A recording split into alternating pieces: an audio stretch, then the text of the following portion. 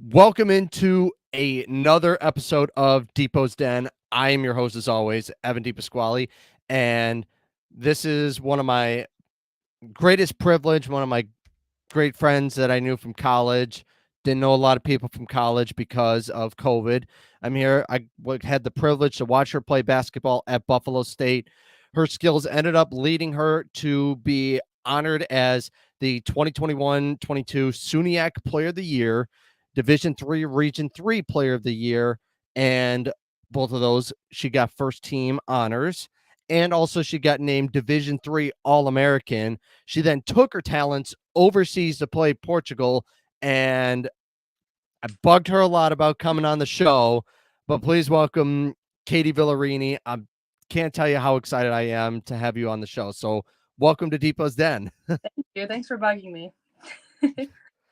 You know that's what they say. You got to be a squeaking wheel to get someone to find. Like I've heard that from my teachers. If you just bug them enough, then they'll be like, Gonna- They're gonna listen to you. No, yeah, I do appreciate you bugging me because I have been busy, and it's nice to know that you still want to interview and have me on here. So I mean, you're the only person that I know kind of personally that that played professional basketball or played really a professional sport. All right. So let's get right into this. Tell me about your first season playing overseas and what it was like compared to playing in college.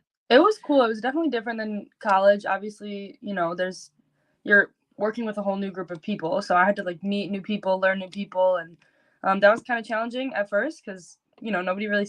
I mean, everyone spoke English. It was just kind of broken here and there, and so it was a little bit difficult to try to meet new people, and I was really nervous being away from home, being away from what I'm used to, and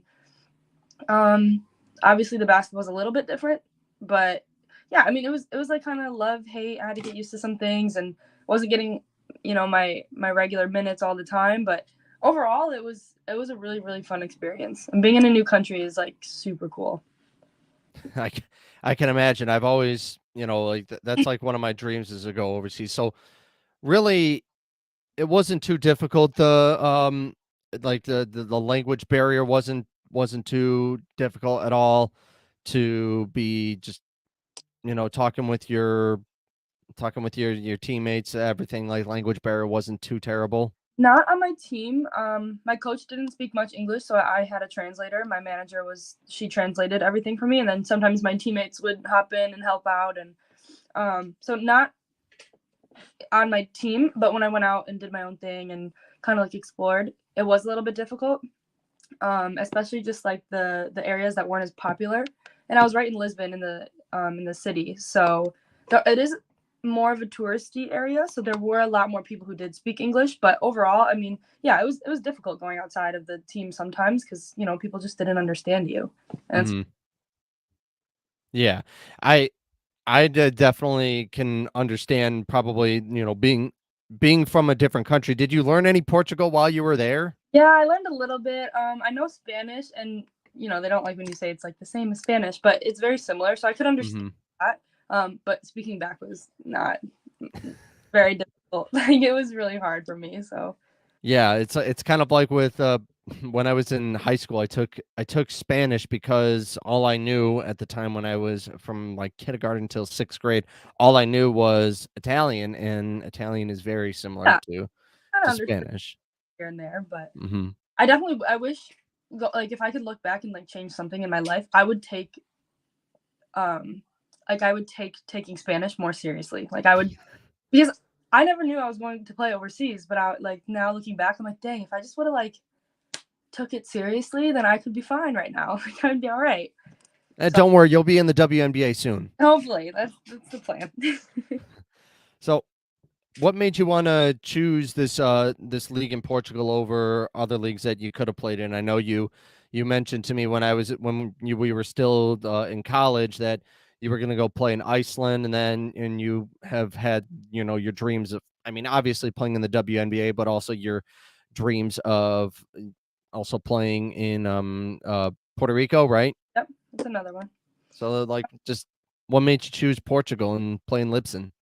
I just I don't know. Lisbon is just like a beautiful city, and I was just kind of drawn to like the chemistry that I had with the coaches and the team. So I think that's kind of what made me choose there. Is they were talking to me a lot, and I'm like, oh, this is nice. Like they want me, and so you just go where you feel comfortable. So that's what I did. That's awesome. Now you talk about being a smaller guard. You're like 5'4". How were you able to adapt to a much stronger competition? Because you're probably going up against girls that are probably a lot bigger than what you faced when you were at Buffalo State and in the SUNYAC. Yeah, for me, it's my quickness. I have to be fast and my endurance. Obviously, in college, I played all 40 minutes. So, being able to still perform at a high level while you're tired and playing 40 minutes has always been something that I have to work on. And then, just being able to shoot, opening up the range and pushing back the 3-point line makes it easier for you to have a quick first step and get by people. And then, my pull up game, I really like that mid range jumper. So, that helped a lot. Um, and sometimes when you can't go to the basket because they're too big, you have to pass it. So you do have to work on all the parts of your game and not just, the scoring and getting to the basket because you don't want to get blocked over there. It's embarrassing. Now that's what I wanted to get into was talking about, your minutes, and you basically played 40 minutes at Buffalo State. Eventually, I remember you telling me, you had to take a step back, and then eventually you were playing the entire game. What goes into being able to have that physical endurance to be able to play basically a full game with, I mean, you had some rest, but it wasn't like, you were you had like you were on the bench for maybe like a good 4 or 5 minutes, give or take. What Yeah, was that like?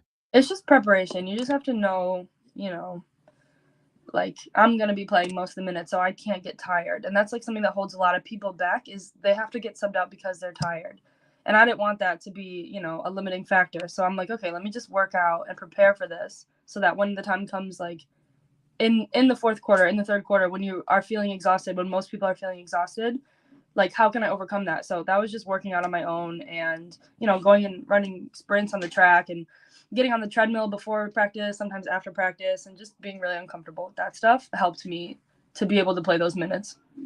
I looked a lot at your social media, while you were overseas, and not stalking you, just to show up on my feed.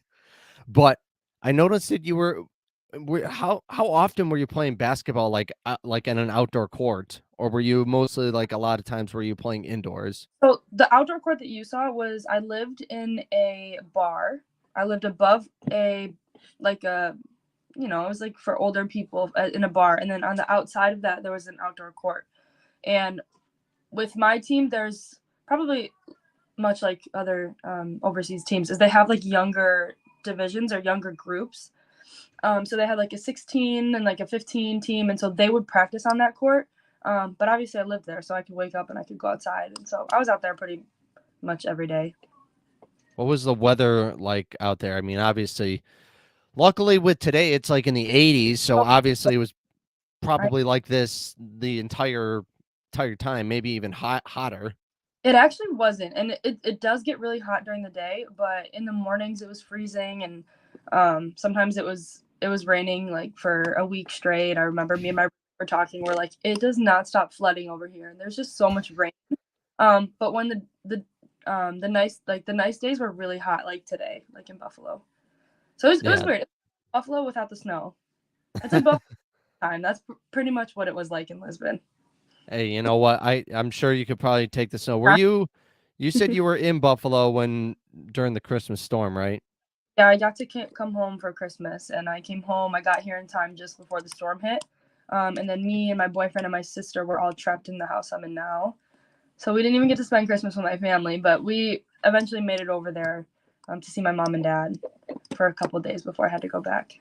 That's awesome. I Yeah, I make the joke. I spent 48 hours at work. I know you had to sleep. I remember you telling me that. That's Yeah, crazy. I was literally I luckily I had the instincts like okay, I was at the time I was like okay, I was like scheduled to work from 9 to 2 and then have to work from then like come like work from 9 o'clock till like 9 o'clock at night till like 6 in the morning. And I was like, okay, bring a sleeping bag, just like to, you know, take a nap. And it turns out I ended up Turns having out to you, use yeah. That was smart thinking on your part. I never thought to bring a sleeping bag to work to take a nap. So, Well, I mean, you're never gonna ever, hopefully, never need to like, be trapped at work. But I had the unfortunate luck of being trapped at New York at work. Excuse me. All right, I want to just ask, like, what was your favorite moment that you can recall from this past season in Portugal? I think my favorite moment probably when my family came to see me. My fam they visited. I mean, my dad was up there a few times, and my whole family, not my whole family, but most of them, um, came to visit me, and then they got to stay for a game. So it's hard being over there and not having like the people that you're familiar with like supporting you. So they got to come and visit, and then they got to catch one or two of my games, and I just like went off that game because I was so happy that I had people there that supported me. And then obviously looking back, it's like you realize how much of an impact they have on your everyday life Mm-hmm. because I didn't have them for so long. So that was my favorite moment being over there. Awesome. That's awesome. Um, What was it? I'm assuming it must have been really challenging. You must have been very homesick. I'm a home person and I love my family. So I mean, you have to give some stuff up when you want to go after what you really want. So I mean, I knew what I was getting into, but I didn't realize how hard it was going to be being away from everybody. And then on top of that, the time difference was 5 hours. So we were 5 hours ahead. So it'd be like almost 8 o'clock there now. So that was hard, kind of just like having to figure out when I can call certain people. And yeah, it was lonely at times, but my team was there and my roommate was there and it was all right. Yeah, a lot of times when I tried to like maybe ask you about doing something and like example this, I was like, all right, what time I would respond like hours later. I'm like, I'm sorry, I was sleeping.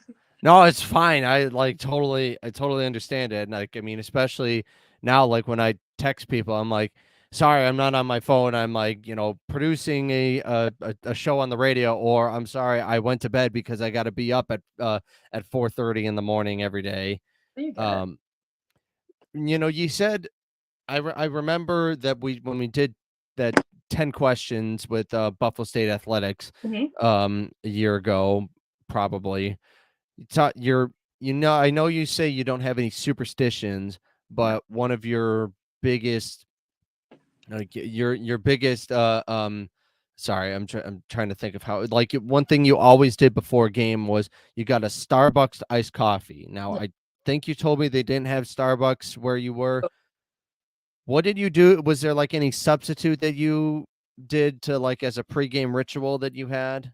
I actually didn't have any pregame rituals. They did have Starbucks. It wasn't where I was ever before games, within like walking distance. But the coffee there is so different. It's like completely different than it is here. So I had to adjust to that. I wasn't drinking as much coffee as I was over here. So I didn't really have any pregame rituals. This is what I did. They have these pastries there, and they are the best things ever. So me and my roommate would get them. She was extremely. It's funny you ask. She was so superstitious. Like same sports bra, same spandex, same socks. Like down to like the underwear. You had to wear the same. If we won the game, you have like she was like, don't change. You can't like. So I was like, okay, I'll just eat the same thing before every game then if we win. So she would go to the little pastry shop down the street and buy me the same thing every game day, and I would eat it before every game day, which was those little pastries, and it was funny. That was pretty much it though, but not the coffee. Now, I gotta ask, what Yes, is the fan base like over there? for my team and for the men's team that was there, they loved us. They like love sports. Obviously, they're big football, soccer fans. They call it football over there. Oh, I know. Like huge soccer fans, and so they kind of like carried over into our team, and so they would show up, they would scream, at our games, and they loved us. They followed us around a lot. Were there like any like chanting that they were possibly doing? I know that like that was like kind of I wouldn't say like a big thing, but I do know that like at soccer matches you hear at Oh, like those Premier League games that people are chanting. And yeah, not at our games, but mostly at the soccer games. They did a lot. what's like what did you do, like, like a social life, I guess, if you want to say. What did you do while you were out? Did you do anything out and about? And if so, what was that like? No, I did. I went, I went shopping a lot. I lived like 5 minutes walking from a mall, so I was in the mall a lot. My workout facility was in the mall. I got a gym membership, so I was in there a lot. There's a food court. I would hang out in there. I went to some games. I went to some soccer games. I went to some basketball games over there too. And then I just explored the city because it is really beautiful. It's so beautiful. Especially then when my family came too. We went hiking. We went to this place. It's called Sintra. Um, and we did this whole day trip of just walking around and trying new food and getting wine. They love their wine over there. So it was really, really fun. Now, wanna try and like what was okay, now I know what I want to say. What was it like to be able to be basically traveling like on a like a chartered plane? And because I think I saw like there were a couple times where you were like if you probably, I mean, obviously you were playing as a professional, but it was something that you never experienced before. Because if when you were traveling with Buff State, you would just take the bus. Right. What was it like just traveling and actually it being like, oh, I'm actually going on a plane and we're flying somewhere? It was really cool. The first couple were good. The second ones, I'm like, okay, I'm over waking up at 4 in the morning to get on this plane. But it was so cool. I'm like, would text my family. I'm like, we're getting on a plane to go play, and they were like, that's so cool. And I made a TikTok about it once. I think I made like one or two TikToks about me getting on the plane and traveling, and it was really cool. We stayed in hotels, um, on this island, and it was beautiful. It was like I was like asleep in like a dream of how pretty it was, and the mountains and the water, and it was really cool to experience that. Now let me put in my phone Portugal as a place to go for overseas. You definitely should visit if you have an opportunity. I'll just go watch you when you're playing or Yeah, something if like I that. got back over there, yeah. Yeah, Now let's talk some Buffalo State stuff. When you weren't sure if you were going to play college basketball, what were your thoughts when, Coach Embiid and Coach Clifford said your freshman year that they wanted you to be their starting point guard? I was nervous. I remember being very, very nervous, and they didn't tell me until the day before that I was starting. Oh, that must Uh, be fun. yeah, which it was really cool, and it's great to like be uncomfortable in those situations because that's obviously how you grow. And them doing that for me and pushing me into something like that helped me to become the player I am today. So I am like really grateful that they kind of just threw me into that role. But when they recruited me, they did say, we don't have a point guard, so we need you to step it up. So I was prepared, but it was nervous. Tip off, I remember I'm like sweating, like, and we didn't even start the game yet. So It's the excitement, and I'm good. that's, I'm sure, having lived LeBaron as your teammate for, I don't know how many years. What was it, 3 years? Came there the same year I did. I'm pretty sure because she was a transfer. So Okay, and obviously she ended up becoming really great in her oh, senior year. She was phenomenal, from great, what I've been hearing. yeah, How great or great defender. Yeah, she's great. how much did she help you in your like growth as, especially as a scorer? Because you talk about how you weren't really a scorer in like going into high school and then in college. You obviously became this really great player and getting All American honors. Yeah. She helped me in the beginning. I was obviously the point guard, and I would look for her, and she would look for me. So just kind of getting used to, in the beginning, being not a pass first point guard, but helping me to make the right decision and finding her when I could, and then obviously her trusting me to score helped me a lot too.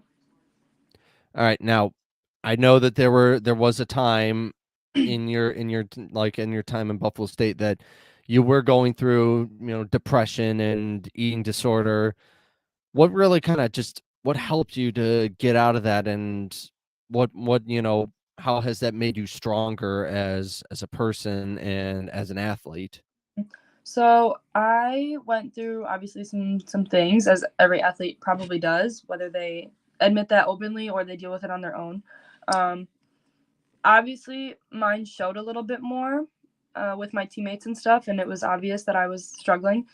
But Coach MB she challenged me a little bit, and she was like, you can't show people that you're the captain, like you have this role, and you have to reach this like you're the captain. People are looking up to you, and so you have to be somebody that other people look up to. And so I couldn't struggle openly sometimes, but then behind closed doors, she would let me come into her office and talk about things and let me be vulnerable. It was just really difficult trying to balance, let me put this stuff aside and like play basketball for a little bit, and then let me actually talk about it and not just put a shit down far and far so that like I forget about that it's happening.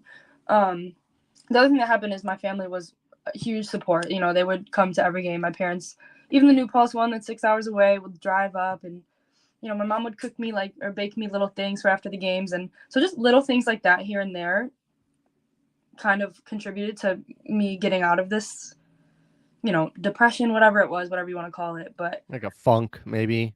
I don't yeah, know. I look back and I wouldn't change it, I don't think, because it taught me a lot and helped me grow a lot. So I'm grateful.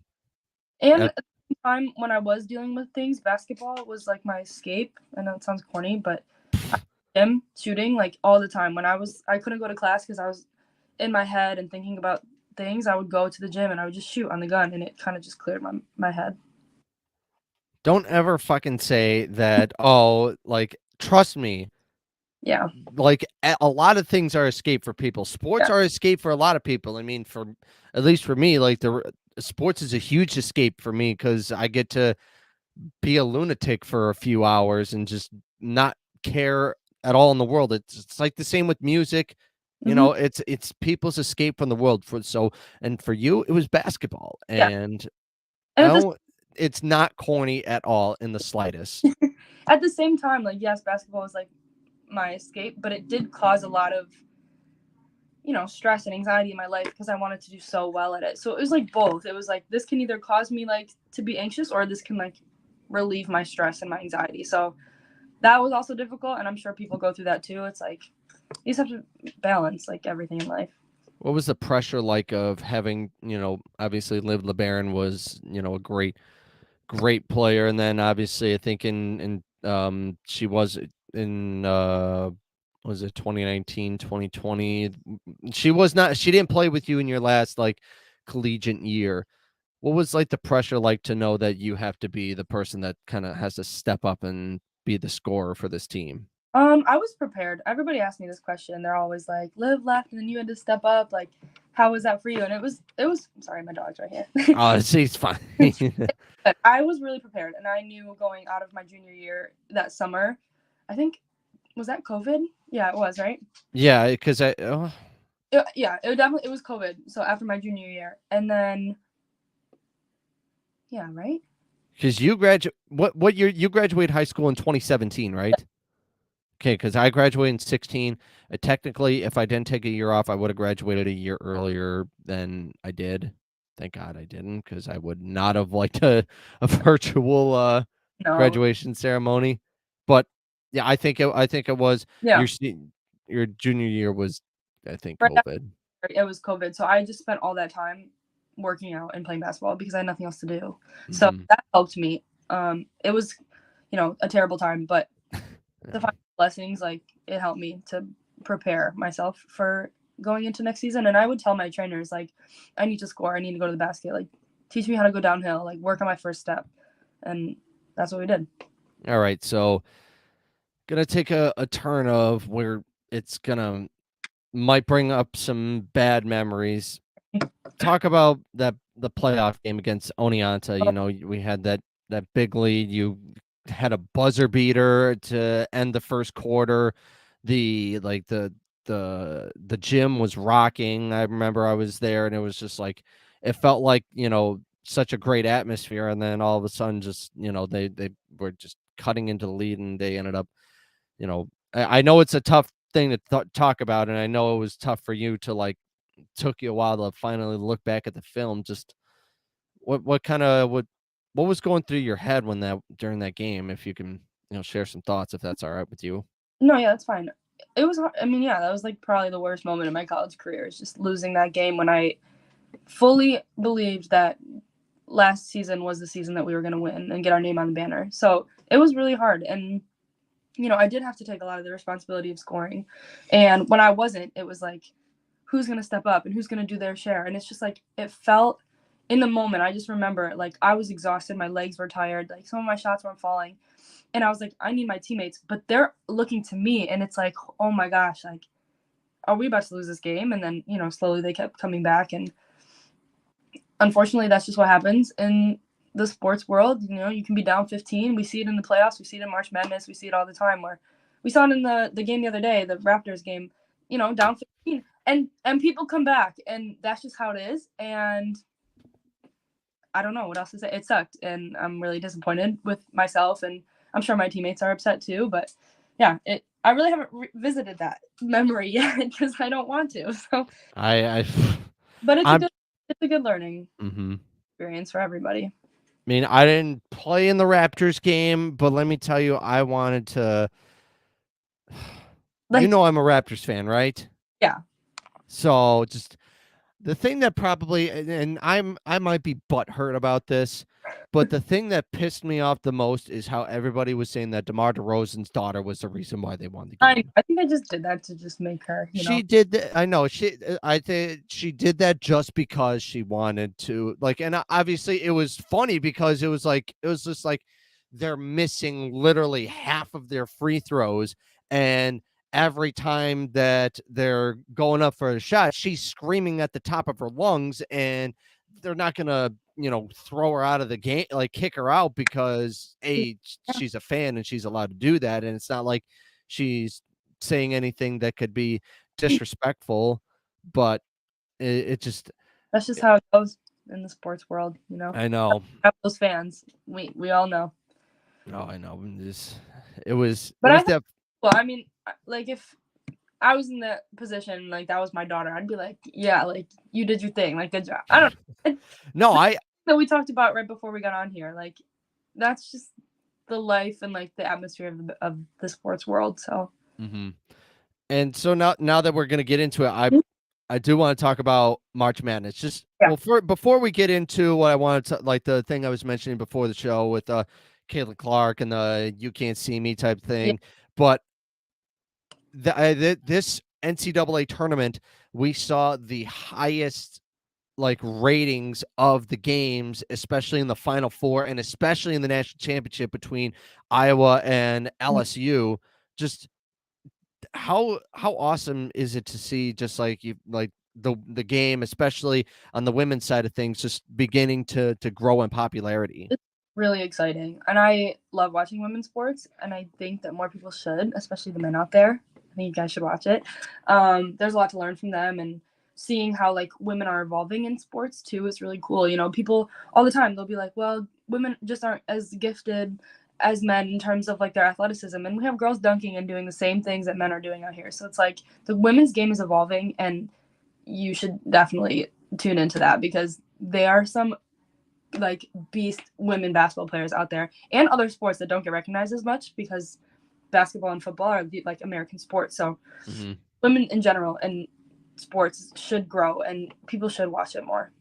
I mean, I'll be honest, I didn't really watch women's basketball, and then when I watched you play like up close, like I first off, I wish I could have seen more of you playing at Buff State. But let me tell you, it like seeing some of your highlights, when I made that highlight tape for you back at the end of the school year, that was like the coolest thing I ever got to do, just to be able to watch you up close and just see your greatness. And I'll again, I really, if you go to the WNBA, and not if, Yeah, whenever that day comes, I will make sure, like wherever it is, I'm gonna try and get a ticket to watch you play, or just because I know that that's your dream, is to be that was a with. big. Mhm. No, I think And really great too because Angel Reese obviously was talking about her salary, and we see how much now because you can get paid to play and at the Division 1 level. We're seeing how much certain people are making because their deals and who they're signing with different things. And I'm pretty sure she makes more than some of the women in the WNBA. And I think that's like a bold statement that she made the other day. I don't know when it was, but saying that, women need to get more recognition, especially the women in the WNBA, the basketball players in the WNBA, because this amazing college athlete, is being paid more than them. And I feel like, not that that's wrong, but they need to be shown the respect that she's being shown, and we need to bring more, money in that way for them also. And I think that because I think she's playing another year at LSU, when she gets into the WNBA, I think that, and especially them with Caitlin Clark, like Yeah. that's going to be a battle of, because they're probably going to come out in the same year, and it's going to be a battle of who's going to be the number one pick.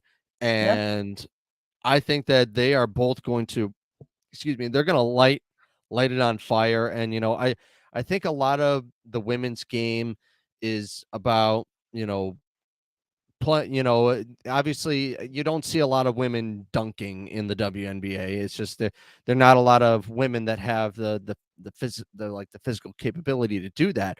But you're seeing like the 3-point shot is just so huge in the women's game. And I know it's big in your game. Yeah, definitely. It opened my game up. I mean, that was the thing that kind of separated me from everybody else. So I want to know, like, it's still sticking with some, I want to actually now get to that and March Madness thing. Angel, right? It was Angel Reese. That's her name. Yeah. When she was kind of sort of taunting Caitlin Clark in the final seconds of the game, and then she was like kind of pointing at her ring finger, saying that she's getting a ring, and just like, I mean, obviously, there were some people that were like, "Oh, that's not good for the game," but I think looking back at it, like I think that that's honestly what the game needs. Is the game needs people to be like, cocky, Yeah. because you don't see it often. Yeah, and I think also from my experience personally, kind of growing up. Would you have done it if you were in the same position? Yeah, I would. I think it's good. That's good competition, and it's good to be, that's what brings out like the competition in each other. And growing up, it was, you're a girl, you have to be, respect, like proper, and you can't do certain things because you're a woman and you need to act like a lady. And it's like, what does that even mean? And I think, yeah, like it was just like bringing that kind of energy to like the women's game on top of everything that's been going on, which is like, it's like, yeah, like we're here, like we want you to feel us, like. And I thought that was cool. And the people who get upset about it, I feel like maybe they need to. There are people that are still living in their mother's basement. No, I'm just kidding about that.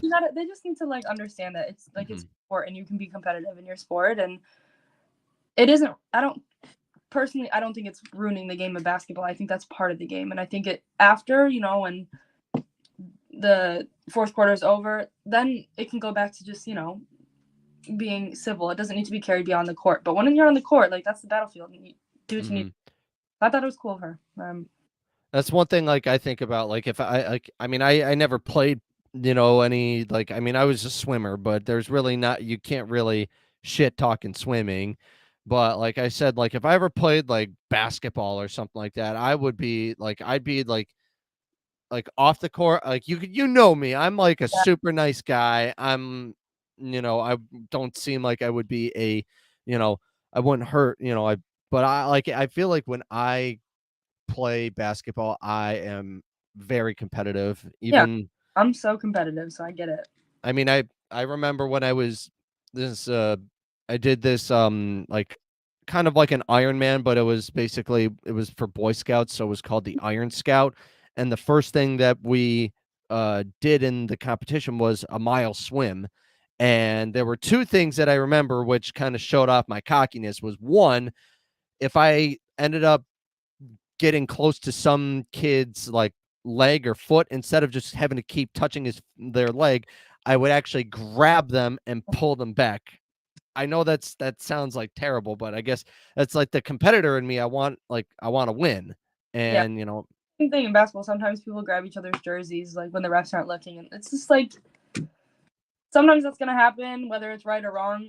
I don't know. I don't really It's happened to me before. I've done it on accident sometimes. I've done it on purpose. Like, it's part of the and game. and and then I remember getting told by my brother, he said, like, yeah, a lot of parents were mad at you because you were like kind of cutting corners on the swim because it was like in a man-made lake. And it's like, how am I able to go like in a square? It's just like, it's so difficult. But then, and basically my response to him was, they're just jealous because I'm a better athlete than their son. Yeah, parents are always a little overprotective of their babies. Yeah, So absolutely. So now getting back to some Buffalo State, I want to know what like takeaways did you take from being playing in college, and especially that last year where you were relied upon very much, and we saw great success from you. so my last year at Buff State, I think I had to take leadership on the court more too, and kind of, when the shot clock was at 10, I get the ball and I'm the one who makes things happen, which carried over into my pro career. It was like, you're the American, you're the one that has to play one-on-one. So it was kind of like the same thing. And I think having that last season at Buff State prepared me for the one-on-one play that they expected me to do. So I think having that responsibility definitely helped me over there. How did you find out that you got these accolades of SUNYAC Player of the Year, Division 3, Region 3 Player of the Year, and then All American? So I actually didn't know. I didn't even know when I would get athlete of the week. Like, What? I didn't know You until found out through just social media? my coach. She would tell me, she'd be like, "You got this. Like, congratulations. You got this. Congratulations." And yes, obviously those were my goals. Like, but I wasn't set on like, okay, I'm gonna go into the season. I have to get All American. It Mm-hmm. was, it was more like, okay, I need to meet these statistics for myself, and I want to win. Like, it's about the team for me in the end. So I didn't know, and I wasn't fixated on the awards. I never was, and I never have been. I was just really grateful after to be like, thank you so much for giving these to me, and I deserve it. Like, I do, and I put in the work, and I'm like, kind of in a way, I was like, yeah, I'm not surprised I got this because I put in the work and I deserve it. So, Do you have any like trophy, any hardware that you got with it, or was it just like a sort of certificate, or at Buff State, well, just like for winning? I know that you won the Benji's awards. yeah. So Um, I have the mm-hmm. there. I have a up going up to my room. There's like a little hallway, and so in that hallway, I have all my jerseys hung up. I have my pro jersey hung up. I have my 1,000 point ball, and just little things that my teammates made me here and there of them signing certain things and newspaper articles. So I keep those 100%. Did they stop the game when you hit 1,000? They did. Yep. Oh, that's awesome. Like, that's always like you see that just in professional sports when, like, I mean, think about when LeBron passed Kareem. They literally stopped the entire game, had Kareem come on the court and give him the ball, like saying that you're now the all-time leading scorer. But yeah, that must have been awesome. But I know that your career has just started, but a lot of people, like, I mean, I don't know how often you're following the Sabres. One of the like this one goaltender for the Sabres, Craig Anderson, he's 41 and he just played his final game in the NHL. And there was a question asked of him of, would you ever consider coaching? Would you ever, once your career is over, would you ever consider going into coaching? Yeah, I mean, it's crossed my mind, and everybody said to me like, "Oh, you're gonna be such a good coach," and it's like, well, I don't know 100% if I want to do that yet, but I'm not closing the door to coaching and training. I was a trainer before and a trainer during season, so I'm kind of used to that. And I do with my job in the summer, I do direct, and that's kind of like coaching, and so I wouldn't close the door completely to that, but it's not like something I want to do right now. I feel like if I like went through a workout with you, I probably would feel so sick I would throw up. Okay, that's good. That means a good workout, and you're working me hard, and I get my ass kicked. Okay, it's supposed to be like that.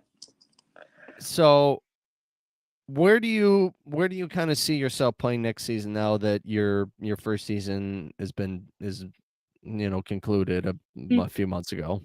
So it's early right now, so I don't have any, concrete contracts right now. But there's some different locations that I've been presented with that I could go play if I wanted to. But I obviously haven't signed anything yet.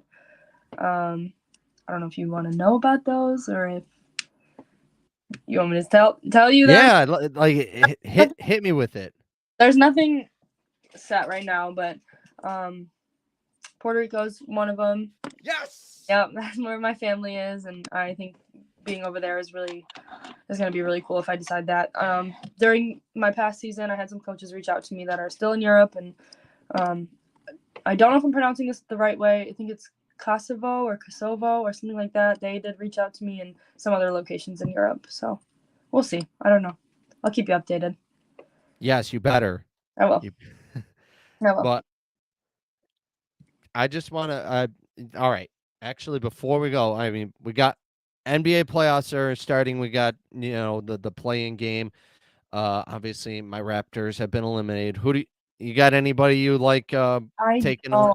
I don't. I haven't really watched too much of the men's game lately, if I'm being completely honest. It makes two of us. I haven't really been following because I've been so like involved with obviously with my job with the Bills, and then now the Sabres. Like Sabre, like for the first time in like probably a decade, I Mhm. felt like, oh my gosh, it was so fun to go to a Sabres game again. I mean, it's fun going to a hockey game, but they've just been so bad for so many years. It's just it finally felt good, even though they're not going to the playoffs for the 12th straight year. I literally know there are kids in my Boy Scout troop that were born the last time the Sabres made the playoffs. And I kind of I made the joke, we're Bills drought babies. That's what I call us. I'm like, you're a Sabres drought baby. Yeah. And then I'm like, oh my God, I'm twice your age or something like that. Like when someone says, oh, I'm 12, and I'm like, I'm twice your age. This should not happen. I Yeah. know I'm only 24, and you're 24 or 23, Before. 24. Like it just feels like this should not be okay. It just like it's the first hit of you're getting old, No, even though you're not old. not. I'm not gonna say it. I've been saying it since I was probably My 20 that body I'm. would say otherwise, but no, I'm still a kid. And you know me, I'm an old soul. Yeah. A lot of things I like are very, except for reading the paper. I don't read the newspaper like as they were said on the Blitz. Yeah. But all right. I want to get into top three because you remember how we used to do top three on Ooh, I don't know if I have any for you, but I do remember of the basketball players of my favorite athletes now. So that one's to be determined, but hey, you know what? Everybody's switching up yeah, with athletes. People could be like LeBron fans, or they could be, yeah, I know. Kevin Durant fans. Ooh, top three. Like, have you gotten any new like?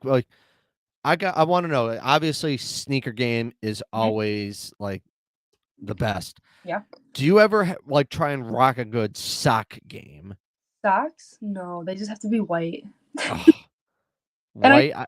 sometimes, like my boyfriend will tell you, I sometimes mix in my whites with my regulars and make it a little gray. So a fresh new pair of socks, white Nike socks, is definitely the way to go.